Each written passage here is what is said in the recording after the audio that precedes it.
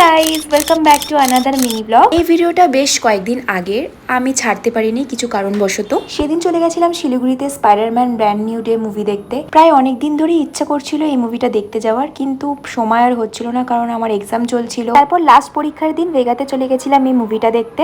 আগে থেকে আমরা কেউই টিকিট কেটে রাখিনি, তাই প্রথমে ভেগাতে ঢুকে আমরা চলে গেছিলাম আইনক্সে। ওখানে টিকিট কেটে আমরা একটু আশেপাশে ঘুরছিলাম কারণ এখনো শো শুরু হতে হতে সময় আছে। তারপর আমাকে একজন একটা জিনিস গিফট করলো, সেটা তোমাদেরকে দেখাচ্ছি।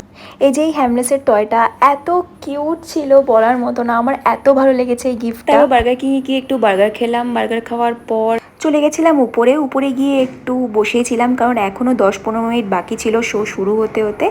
তাই তার মাঝখানে আমি একটু লকআপের ফিনালে দেখছিলাম। এরপর আমরা গ্লাসগুলো নিয়ে ভেতরে ঢুকে বসে পড়ি কারণ আর 5 মিনিট পর মুভি স্টার্ট হবে। আমরা তো সবাই খুব এক্সাইটেড ছিলাম মুভিটা দেখার জন্য।